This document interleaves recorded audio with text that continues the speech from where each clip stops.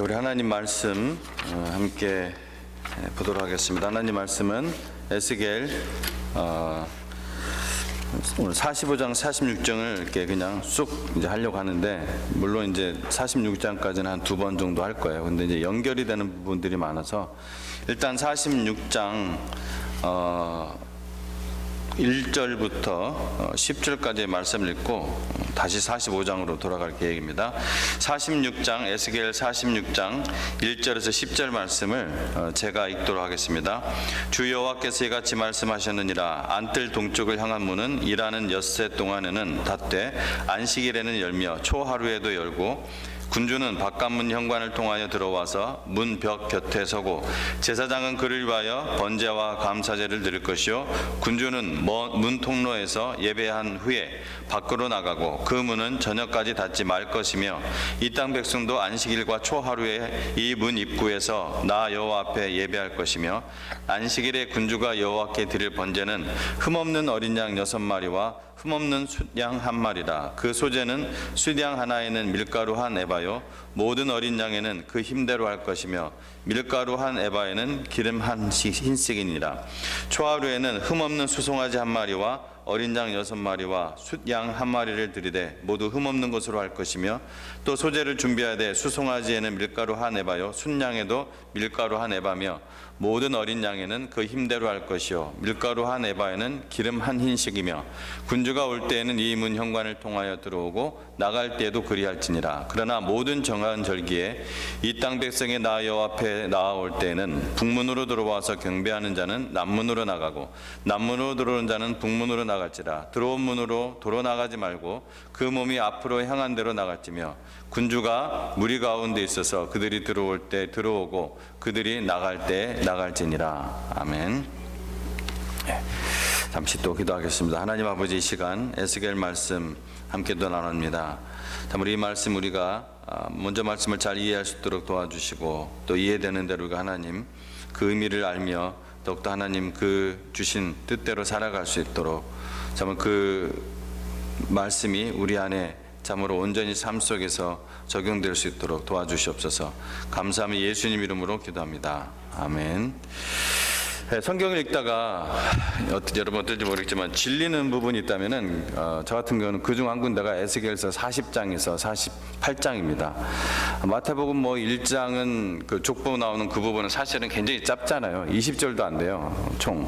근데 이 에스겔 40장에서 48장은 이게 참 거듭 읽어도 본문 내용 자체가 이 그림이 머릿속에서 잘 그려지지가 않고, 어떤 다른 영문 버전을 봐도 그렇고, 원문을 보면 더 어렵고, 하여튼 어떤 사람들의 주석을 보면은 이게 좀 주석을 봐도 잘 이해가 안 가고 왜 그렇게 얘기하는지, 그 주제나 그러니까 본문 내용 자체가 이해가 어려우니까 그 의미 파악, 그 의미 파악도 아주 까다롭기 때문입니다. 불가능은 아니지만 까다롭다는 것이죠.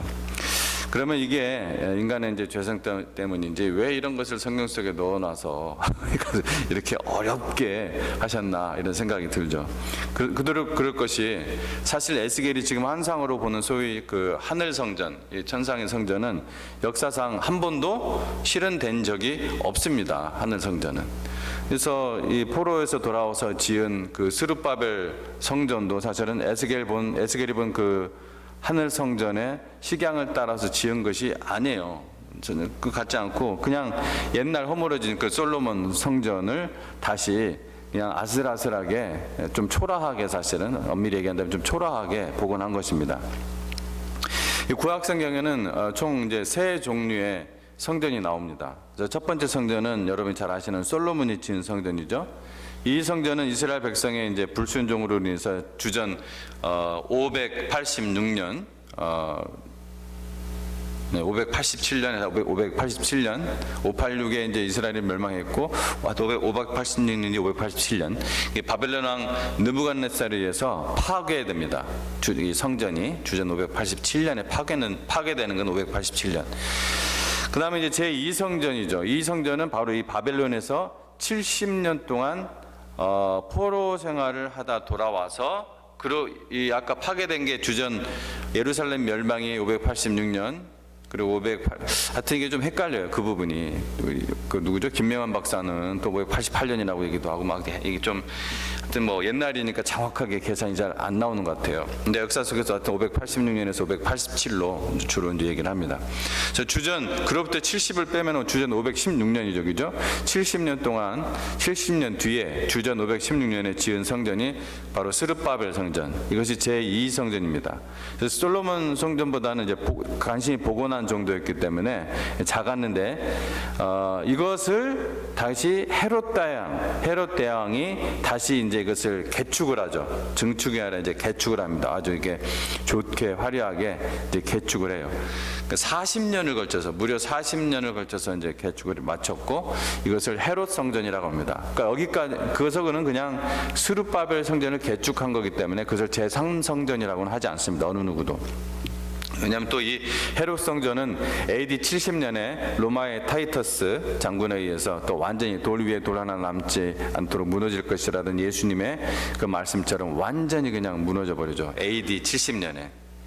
그래서 제1성전과 제2성전은 하늘 성전이 아니라 이 땅에 있는 물리적인 가시적인 그러한 성전이죠.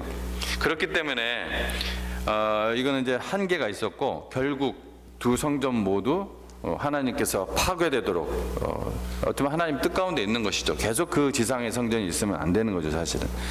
그래서 제3성전이 뭡니까? 바로 이 에스겔 성전. 그래서 우리가 에스겔 이 설을 좀 비교적 구약 성경에서는 비교적 자세하게 우리가 지금 자꾸 하고 있는 거예요. 굉장히 에스겔을 이해하는 것이 우리의 신약 교회를 이해하는 데 있어서 신약 예배, 어떤 성령의 역사 이런 것들, 또 심지어 종말론, 요한계시록 이런 거 이해하는 데 있어서 에스겔서가 굉장히 중요한 역할을 담당합니다. 그래서 에스겔 이해는 굉장히 중요해요. 그래서 이 3성전은 에스겔 선지자가 환상 가운데 본 성전, 바로 이제 하늘 성전이라고 하죠. 그래서 이것이 40장에서 47장까지 하늘 성전이 이제 교력이 되었습니다. 근데 에스겔 성전은 아까도 말씀드렸다시피 한 번도 이 지상에 지어진 적이 없는 환상 속에 하나님이 보여주신 환상이죠. 그 환상 속의 성전이에요. 그래서 솔로몬 성전과 바벨론 성전의 그 모든 식양과 또 거기에 있는 그러한 모든 그 의미, 예표는 누구를 예표하는 거예요? 전부 다 예수 그리스도를 예표하는 거예요. 하지만 이 에스겔 성전은 예수 그리스도를 예표할 뿐만 아니라 더 나아가 신약 시대의 그 교회를 상징해요. 신약시대 교회, 에스겔에서 본 하늘 성전의 이 환상은 신약시대의 교회를 상징하며 보여주고 있는 것입니다. 그래서 에스겔서가 어려운 이유는 구약시대에 살았던 제사장 에스겔이, 물론 자기가 제사장 역할은 이 환상 받을 때는 못하고 있었죠. 그러나 제사장 신분이었단 말이에요. 그 에스겔이 제사장의 언어를 가지고 신약시대의 이 교회 그리고 신약시대의 예배를 설명하니까 어려운 거예요. 그래서 구약용어로 신약을 설명하다 보니까 어려운 거예요. 그래서 우리 일반 성도님들이 그냥 이것을 보면은 저도 참 어렵거든요. 이게 신학을 배우고 성경을 또 자주 읽고 하지만은, 자, 우리가 근데 에스겔 선지자와 눈높이를 최대한 맞추는 방법은 이 제사장의 언어를 자꾸 이해하고 그것을 보게 되면 조금이나마 좀 더 이해하기가 좀 쉽습니다. 그러니까 사실은 그렇게 하면 쉽다는 것이지 그게 쉽진 않아요. 레위기도 철저히 알아야 되고 막 같은 이 모든 것도 그 구약의 성전에 대한 용어에 대해서 많이 알아야 됩니다. 제사, 예배 이런 것까지. 그래서 뭐 최대한 해보는 거죠. 뭐 우리가 아는 수준에서. 다음에 또 에스겔 할 기회가 있으면 조금 더 지금보다는 저도 더 많은 그 풍성한 지식을 가지고 여러분에게 전달할 수 있을 것 같아요. 우리가 다시 한번 정리 한번 해보겠습니다. 에스겔서가 33장에서 48장까지는 뭐에 대한 메시지라고 했죠? 회복에 대한 메시지입니다. 회복에 대한 메시지. 그 중에서 40장에서 48장은 하나님의 영광이 이렇게 돌아오는, 하나님의 영광이 다시 돌아오는, 성전으로 다시 돌아오는 것을 영원히 돌아오는 것이죠. 얘기하는 것이죠.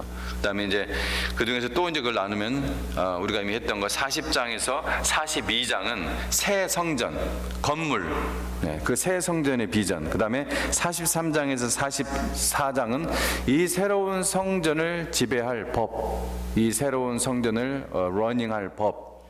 뭐예요? 가장 중요한 거 두 자로 거룩. 거룩입니다. 거룩의 남부입니다. 그리고 오늘 우리가 할 이 45장부터 46장까지는 이 성전에서 이루어질 예배에 관하여 주로 말씀을 하고 있습니다. 딱딱 떨어지진 않지만 그게 이제 메인 띠으로 나온다는 얘기예요. 그래서 45장에서 46장의 내용을 간단히 요약해 보면은, 자, 이제 45장으로 한번 돌아가 보세요. 45장 1절부터 8절까지 또 한번 제가 읽어보도록 하겠습니다. 너희는 제비 뽑아 땅을 나누어 기업으로 삼을 때 한 구역을 거룩한 땅으로 삼아 여호와께 예물로 드릴지니 그 길이는 25,000척이요 높이는 10,000척이라. 그 구역 안 전부가 거룩하니라.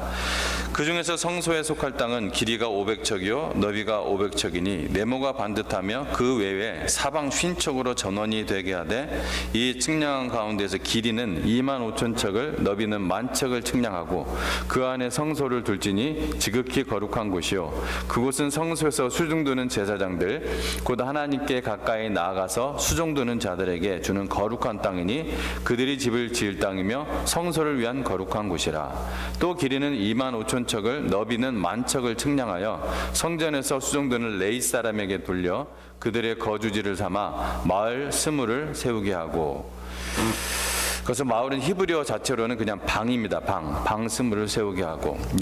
6절 구별한 거룩한 구역 옆에 너비는 5,000척을 길이는 25,000척을 측량하여 성읍의 기지로 삼아 이스라엘 온 족속에게 돌리고 드린 거룩한 구역과 성읍의 기지된 땅의 좌우편 곧 드린 거룩한 구역의 옆과 성읍의 기지 옆의 땅을 왕에게 돌리되 서쪽으로 향하여 서쪽 국경까지와 동쪽으로 향하여 동쪽 국경까지니 그 길이가 구역 하나와 서로 같을지니라. 이 땅을 왕에게 돌려 이스라엘 가운데 기업으로 삼게 하면 나의 왕들이 다시는 내 백성을 압제하지 아니하리라. 그 나머지 땅은 이스라엘 족속에게 그 지파대로 줄지니라. 아멘. 네, 여러분 다 이해하셨나요? 이게 연상이 돼요? 우리는 아무리 글을 읽어도 잘 이게 정확하게 잘 이해가 안 되는 거예요. 아마 제사장이었던 그리고 환상 속에서 하나님 말씀을 직접 들었던 에스겔은 이해를 하면서 충분히 이해를 하면서 완전 이해를 하면서 이것을 또 성령의 감동 속에서 가장 적합한 용어로 딱 기록을 했을 거예요. 우리는 이제 번역된 것을 보기 때문에 또 이제 그 부분에 또 이제 어려움도 있겠지만은 이게 이제 이거를 이제 연구해서 어느 정도 연구했는지 모르겠지만 이제 한국 분들 거 이렇게 이거를 이제 도용으로 해놓은 게 있거든요. 한국 분들 거 보면은 이게 사실 다 소스가 제가 보니까 하나야. 소스가 어떤 그 영어로 된 그 어떤 데서 나온 그거를 다 그냥 그 대충 번역을 해놓은 거예요. 예, 도형을 그려놨는데, 근데 이 소스보다 전부 다 약해요. 예. 그리고 조금씩 애드하고 했는데 원래 가지고 있는 소스에서 필요 없는 거를 애드했고 그리고 대부분 생략을 해서 간단하게 그려놨는데 이제 그것이 정말 또 맞는지 이걸 보면은 제가 이해가 된다면 충분히 이것이 오케이 하면 여러분한테 그려서 딱 보여주겠는데 그것도 괜히 했다가 아니면 또 곤란하잖아요. 뭐 곤란할 필요는 없겠지만 물론 최선을 다해서 나중에 또 다시 이게 틀렸네요 하고 다시 보여드리면 되지만 제가 한 번 더 제가 이 부분을 더 할 거기 때문에 제가 더 해서 여러분에게 한번 도형으로 보여드리도록 하겠습니다. 대충 어쨌든 지금 한 부분을 보기 위해서 1절부터 8절까지를 본 건데 그게 중요한 부분이기 때문에 지금 이 말씀 속에서 제가 여러 도형들 다 똑같아요. 여러 도형이지만 다 똑같은 얘기 써놨고 한 오리지널 소스, 영어로 된 거 오리지널 소스를 보면서 이제 본 거는 이제 이해되는 부분까지 동의되는 부분까지만 여러분에게 말씀드리면은 자 여기에 가운데 정가운데 정사각형으로 이 하나 있는데 여기 안에 이제 또 성전이 있습니다. 예, 여기 성전 500척 500 뭐라고 했죠? 예, 500척 500척 있죠. 여기 가운데 전 센터에 성소가 있어요. 하나님의 성소가. 그리고 이 하나님의 성소 경계로 해서 그 위로 레위 지파의 땅이 있습니다. 레위 지파의 땅. 그게 지금 길이가 25,000, 너비가 10,000척 한 그 이야기예요. 예. 그리고 또 그 성소를 포함한 길이가 25,000척, 그 다음에 너비가 10,000척 한 그 땅이 바로 제사장 땅입니다. 성소가 포함되어 있는 길이가 25,000척, 그리고 너비가 10,000척 되어 있는 그곳이 제사장의 땅이에요. 레위인과 제사장은 다르죠. 예? 레위인은 그 제사장 역할을 하는 것이 아니라 성소의 다른 모든 그 일들을 돕는 것이 레위인들이 하는 일이죠. 그래서 저번에도 말씀드렸다시피 이 당시에 그 제사장은 전부 다 사독 계열이었어요, 그죠? 사독 계열, 특히 대제사장 쪽 그 계열은. 하스몬 왕조가 생기기 전까지 이제 계속 그 사독 계열이 꽉 잡고 있었습니다. 그래서 어떤 그 아래가 제사장이고, 그 다음에 위아래가 이제 다른 그 족속들, 다른 여기 온 족속이라고 했죠. 온 족속에 돌리고 했을 때 그 위아래가 여기 옆이라고 돼 있으니까, 구역 옆이라고 하니까 위아래처럼 안 느껴지잖아요. 그 지금 6절 얘기하는 거거든요. 위아래처럼 안 느껴지잖아요. 근데 도형을 그려놓고 그 땅에서 옆이라는 거예요. 그러니까 이런 것들을 보면은 우리가 용어로만 보면 이제 이해할 수가 없죠, 잘.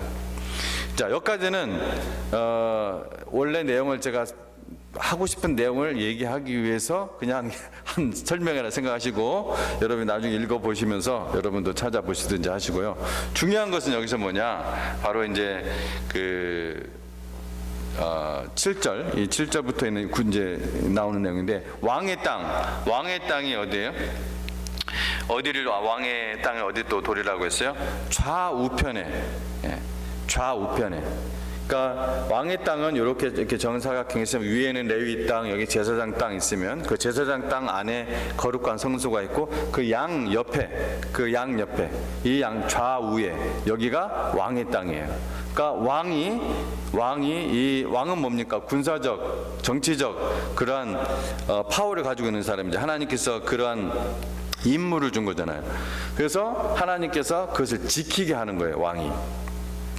제사장은 그 안에서 사역을 하는 거고.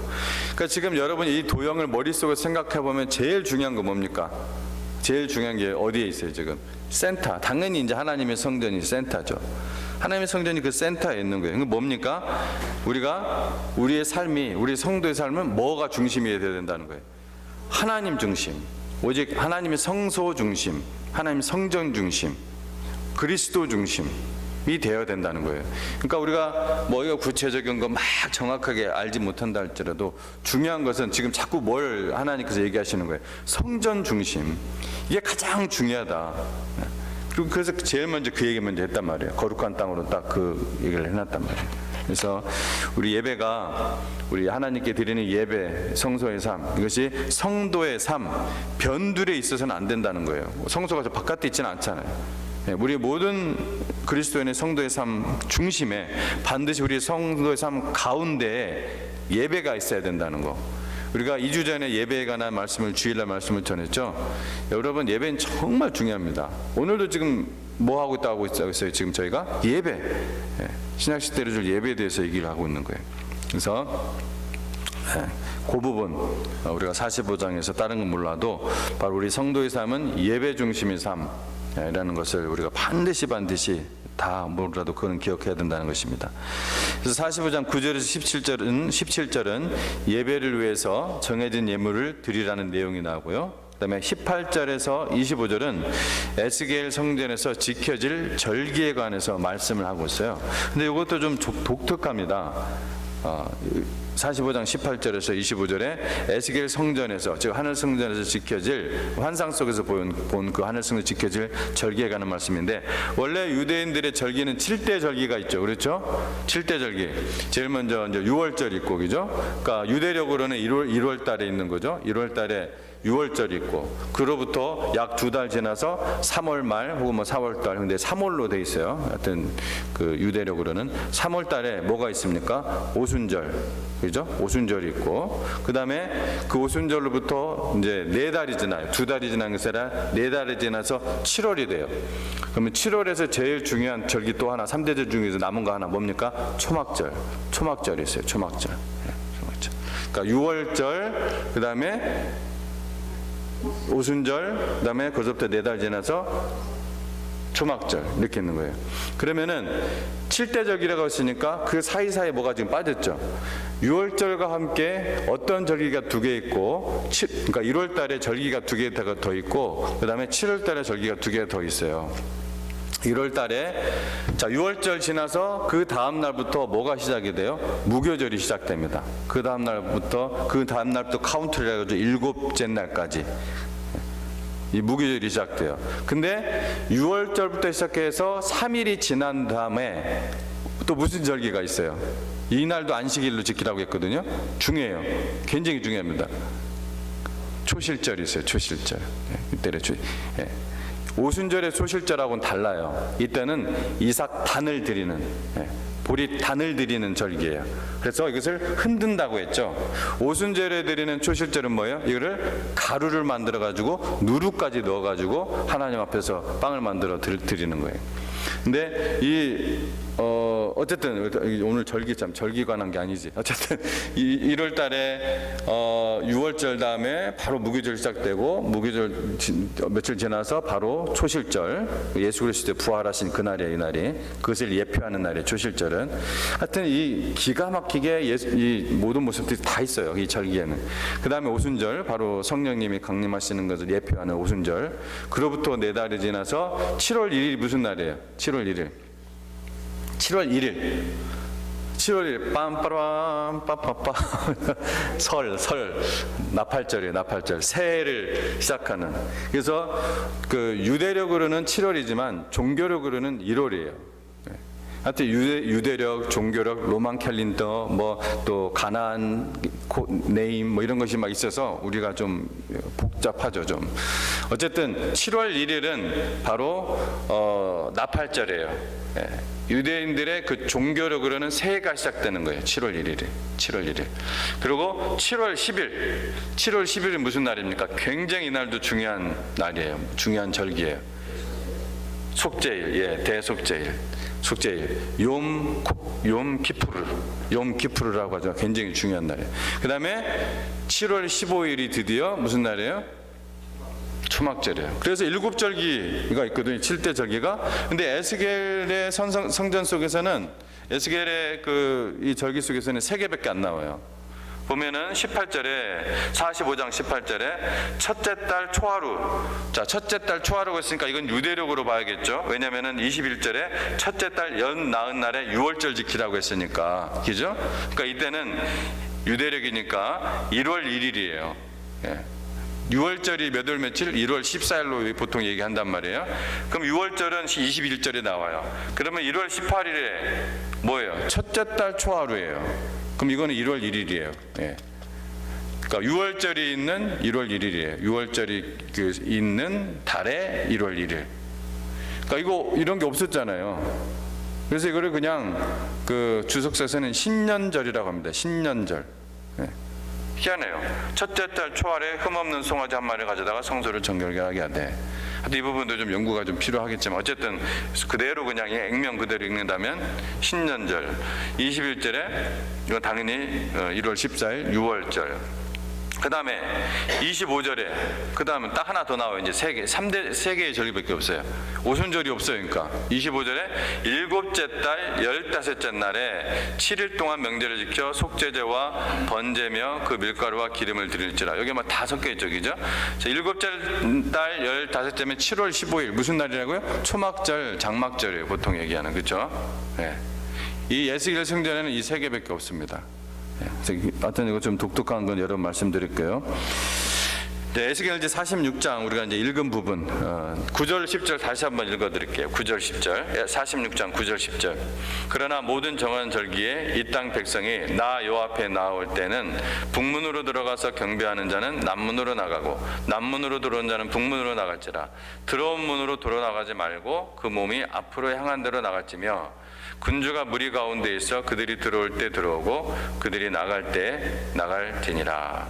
이렇게 나와 있습니다. 그래서 오늘은 시간이 없어서 9절의 상반부만 더 나누면 시간이 다 될 것 같습니다. 9절 상반절에 뭐라고 됐어요? 그러나 모든 정한 절기에 이 땅 백성이 나 여호와 앞에 나올 때는 이 짧은 말씀 안에 에스겔은 신약 시대의 예배에 관하여 네 가지를 말씀하고 있습니다. 첫째, 예배는 의무성이 있다. 예배는 여러분 의무입니까? 아닙니까? 예배는 의무입니다. 의무성이 있습니다. 당연히 하나님이 예배 드리라고 했잖아요. 하나님께서는 우리가 예배할 것을 당연한 거야. 너무 당연하기 때문에 기대하고 있는 거예요.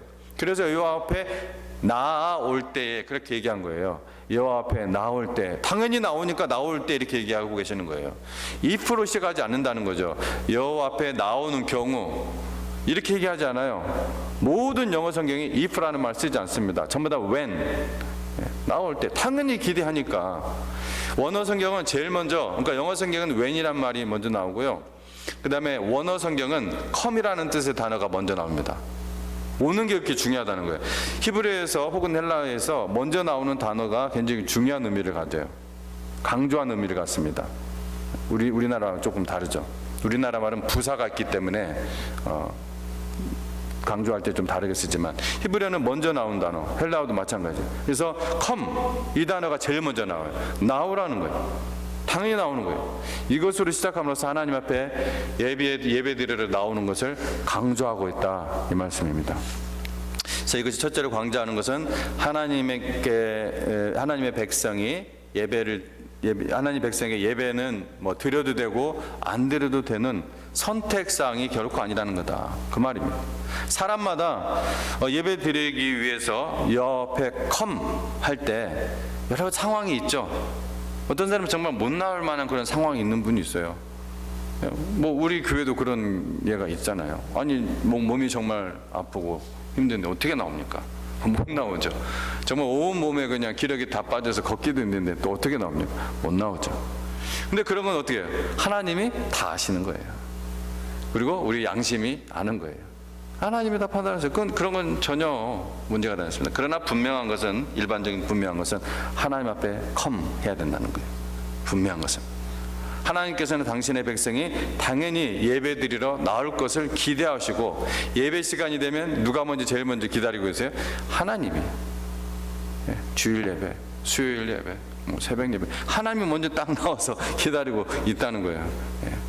여러분한테 부담 드리려는 말씀이 아니라 아까도 말씀드렸다시피 하나님 그 모든 상황을 정확하게 아시니까 이해하시고 하시죠. 그러나 우리의 또 양심도 아니까 하나님이 그 믿은 만큼 할 수 있는 만큼 최선을 다하라 이거죠. 그래서 예배가 있는 날 어디 갈까 고민해야 됩니까? 말해야 됩니까? 예배 드리는 날인데 어디 갈까? 어디 갈 수 있다는 거 아니에요, 몸뚱아리가. 그죠? 고민하면 자체가 이거는 잘못된 생각이죠. 잘못된 거예요. 자, 그래서 예배의 의무성. 둘째, 예배 드리는 마음은 하나님의 은혜로 생기는 거예요. 여호와 앞에 나올 때. 세상 사람들은 결코 스스로 주일날 오늘 나 예배 드리러 가야지, 그런 세상 사람들 본 적 있어요? 그런 불신자들 본 분 있습니까? 없어요. 불신자들에게는 예배드리고 싶다는 마음이 결코 저절로 생기지 않습니다. 누가 같이 가자고 했을 때 오늘 한번 가볼까 하는 그런 생각을 할 수가 있겠죠. 근데 자기 스스로 오늘은 예배드려야 될 것 같아, 이런 사람 없어요.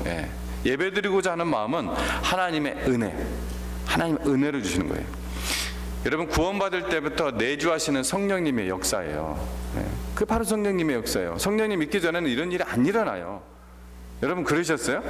저는 성령님 들어온 뒤로 그런 일이 일어났어요. 예배드리고 싶은 마음, 말씀 보고 싶은 마음. 예전에는 도대체 이게 뭔 말인지 그냥 보기도 싫고 봐도 이해도 안 되는 말씀이 깨달아지고 너무나 꿀송이처럼 달고, 이게 성령님이 내 안에 있기 때문에 일어나는 일들이에요. 예? 이런 마음은 불신자들은 이해를 못하는 마음이에요. 이해를 못해. 자, 셋째, 예배는 여호와 하나님 앞에 나아가는 거예요. 누구 앞에? 여호와. 여호와, 너무나 당연한 말 하니까 여러분이 뭔 소리요 이런 것이 모르겠지만, 예배는 여호와 하나님 앞에 나가는 거예요. 즉 하나님의 얼굴을 뵙기 위해, 좀 너무 이제 이 말은 좀 어려울 수도 있으니까 하나님의 영광을 뵙기 위해 나가는 거예요. 이 용어는 여러분 이제 이해하시죠? 제가 많이 얘기했으니까. 만약 제가 당신은 무엇 때문에 오늘 예배에 나오게 되는지 묻는다면 정답은 뭡니까? 하나님의 영광을 보기에 나왔습니다. 하나님의 영광을 보겠습니다. 당연한 거예요. 아, 성도님들 얼굴 좀 보러 나왔습니다. 오랜만에 좀 보고 싶어서 나왔습니다. 아, 목사님 오랜만에 좀 보고 싶어서 나왔습니다. 그거는 아주 오답이죠. 물론 예배 드리고 난 후에 성도들 간의 교제 매우 중요하죠. 꼭 있어야죠. 예. 그러나 예배는 우리가 하나님 영광 보기 위해 나오는 거예요. 그건 예배 후에 일어나는 일이에요.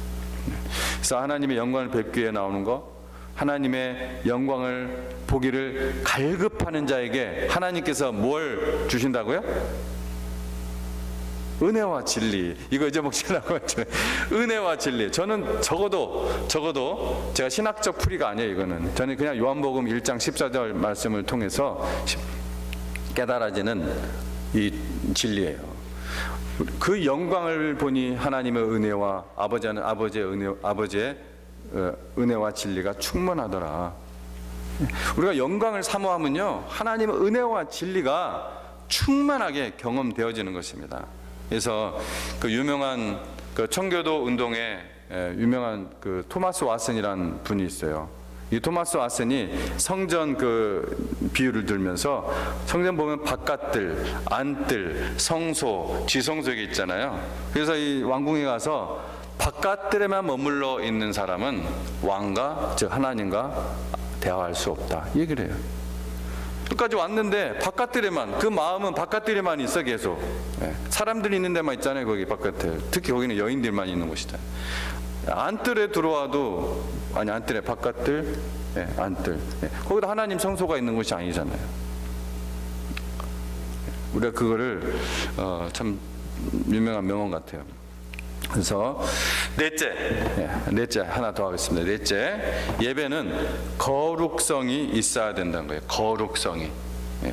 무슨 말씀이냐면, 이거 9절에 보면은, 여러분 아까 우리가 9절만 본다고 했죠. 그 상반절에 정한 절기에 appointed, the appointed festival, appointed, 정한 절기. 우리나라 말 그렇게 번역이 되어 있죠. 정해진 절기. 그 뜻을 가만히 생각해 보세요. 정해져 있어요. 이거는 누구를 위해서? 하나님을 위해서, 하나님께 예배드리기 위해서 구별되어 있어요. 그 말은, 그죠? 구별된 절기라는 거예요. 하나님께 예배드리기 위해 따로 정한 날, 따로 정한 시간. 예를 들어서 뭐 수요 예배, 주일 예배, 뭐 새벽 예배 있다고 해봐요. 우리 교회처럼 모두 하나님께 드리기 위해서 따로 정한 날과 따로 시간이에요. 그래서 이렇게 따로 떼어 놓는 거, 따로 구별해 놓는 거, 따로 정해 놓은 거, 이것이 바로 히브리어 카도시의 의미잖아요. 그죠? 카도시, 우리가 성경에서 어떤 뜻으로 자주 번역됩니까? 거룩.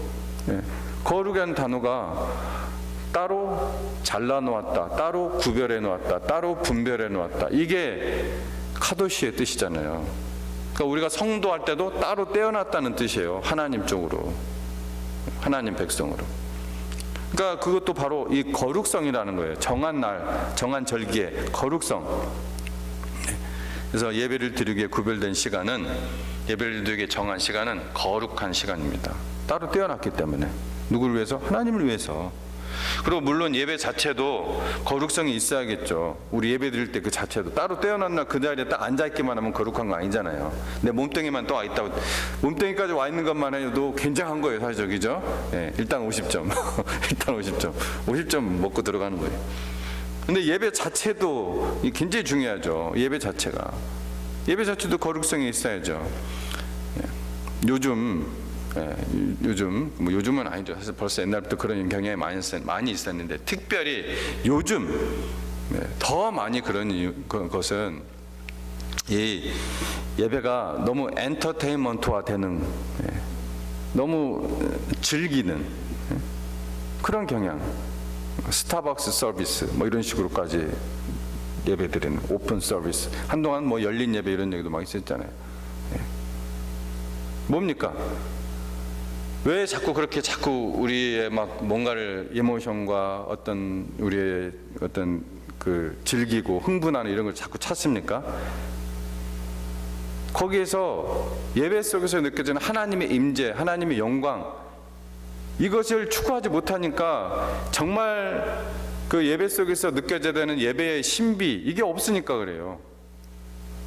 그러니까 신비가 없으니까 무언가 다른 걸로 그걸 자꾸 채우려고 하다 보니까 그 중에 가장 대표적인 게 뭐예요? 음악이에요. 음악. 그래서 제가 굉장히 좀 센시티브하게 얘기를 해요. 찬양 인도자나 특히 이제 드럼 같은 거 할 때 아주 심플하게 하십시오. 여러분은 막 다 좋다고 하더라고요. 그래서 이게 다 좋다고 하는데 내가 너무 좀 얘기를 많이 하나 뭐 그런 생각이 들었는데, 좋은 건 좋아요. 근데 우리가 물론 최선을 다해서 모든 악기를 동원해서 정성을 다해 정말 아름답게 우리의 짓뿐만 아니라 우리 정까지, 우리 감정까지 하나님 앞에 다 올려드리는 거, 그리고 그 리스판스로 우리 하나님 앞에서 우리 마음까지 막 흡족해지고 우리 감정까지 하나님께서 풍성해 주는 거, 이것은 당연한 하나님의 예배 속에서 얻어지는 거예요. 그런데 이것이 빈틈만 살짝만 비틀면은 이게 뭐예요? 내가 흥에 그냥 빠지는 거예요. 잘못하면 내가 흥에 빠지고 관객에게 퍼포먼스하고 막 그런 것처럼 할 수가 있단 말이에요. 제가 그런 걸 너무나 많이 봐서 그래요. 미국 교회에서도 봤고 한국 교회에서도 봤고 특히 대형 교회에서도, 다 그렇진 않아요 물론 대형 교회가, 그런 교회도 꽤 많이 있다. 우리가 드리는 찬양의 음악은 구별돼야 돼요. 구별돼야 돼요. 세상의 음악과는, 세상의 음악 연주와는 구별이 돼야 돼요. 막 세련될 필요도 없어요. 우리가 정성껏 다듬고 깎고 만들어서 최선의 것을 드리는 거하고, 이거를 세상 풍속과 똑같이 이렇게 막 그렇게 세련되게 가는 거하고는 의미가 좀 다르죠. 이렇게 조금씩 빈투가 다르는 거예요. 또 예배 시간에 좀 아이스 브레이크 한다고 자꾸 농담 좀 지나치는 경우를 종종 보거든요. 나는 하나도 안 즐거워요. 그게 농담을 하는 게. 때로는 내가 딴 데 가서 목사님이 하면은 내가 너무 좀 얼굴이 굳어져 있는가 미안해서 내가 그냥 이렇게 그냥 어거지로 이렇게 표정을 짓기도 하는데, 그거는 예배 그렇게 지나친 농담을 통해서 내가 볼 때는 지나친 거예요. 예배의 거룩성을 해쳐서도 안 됩니다. 오늘 우리가 에스겔 46장 9절 상반부까지만 보았는데요. 이제 후반부터 10절까지 남은 부분은 제가 어쩌면 주일 예배 때 전할 수 있을지도 모르겠어요. 근데 에스겔 46장 9절 이 간단한 말씀에도 예배에는 의무성, 은혜성, 하나님의 영광을 간절히 사모해야 된다. 그리고 또 마지막으로 뭐예요? 예배는 거룩성이 있어야 된다. 거룩성이. 이것을 우리가 볼 수가 있어요. 이 46장 9절 상반부에서 봐도 중요한 원리가 들어있어요. 그래서 예배에 대해 생각할 때, 여러분 예배에 대해 생각할 때, 혹은 예배를 드릴 때 여러분이 떠올리는 말씀들이 있을 거예요. 그 중에 한 말씀으로 오늘 여러분 하나 더 배웠어요. 46장 9절, 에스겔 46장 9절, 이 말씀도 기억하시면서 신령과 진정으로 드리는 예배 되시기를 축복합니다. 기도하겠습니다.